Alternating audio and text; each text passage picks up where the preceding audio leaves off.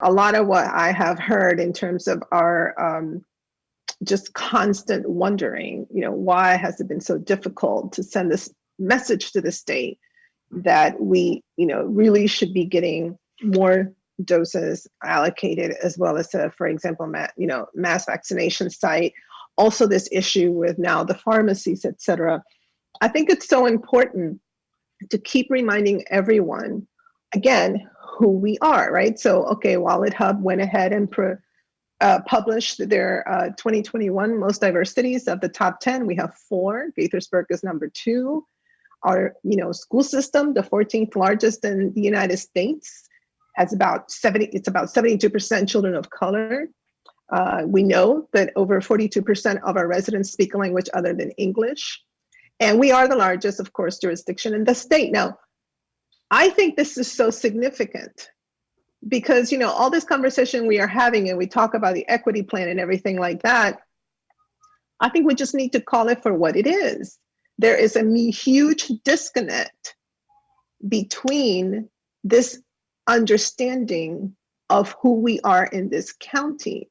And it is quite startling that with, those demographic numbers that I just shared, I mean, the fact that we have, of the top 10, 4 of the most diverse cities in the country, this is just really startling. And this is why on the national level, and actually even from other countries, this whole story about, who we are, and this whole issue about, equity, and issues about how do we relate to each other, and, comments about people's accents and things like that. It's because it resonates, because it doesn't make sense.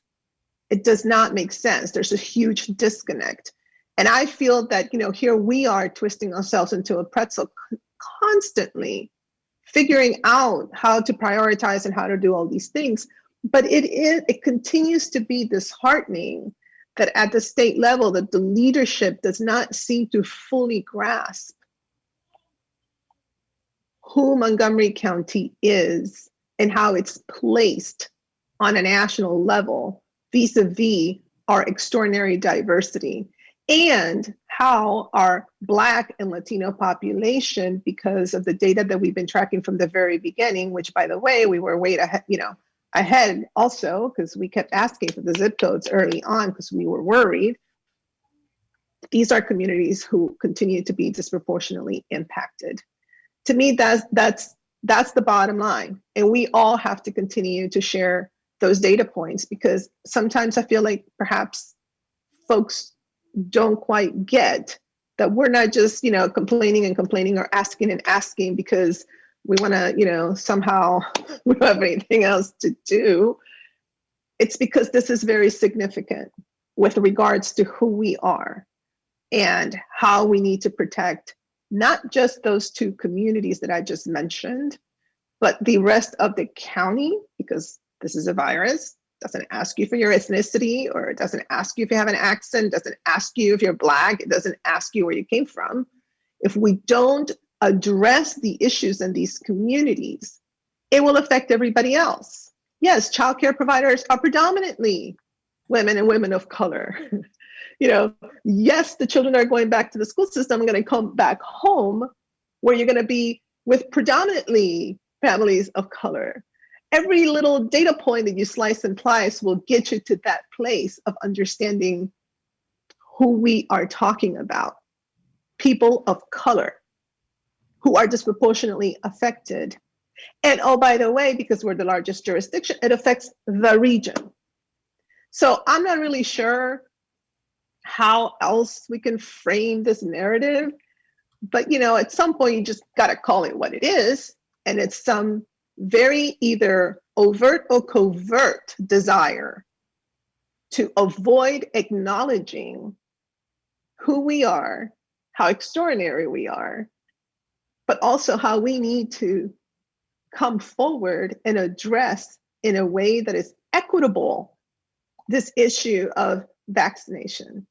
And I hope that, the conversation that is being had across the country, I hope that this elevates and perhaps resonates with the folks who right now are controlling the distribution of the vaccines. And I can't wait for that moment where production gets to a level when we on the local level then can actually control the distribution and that dissemination, because it has been illustrated, we have an extraordinary team that is ready to go and continues to step up and continues to completely go over what the expectations are. So we're ready.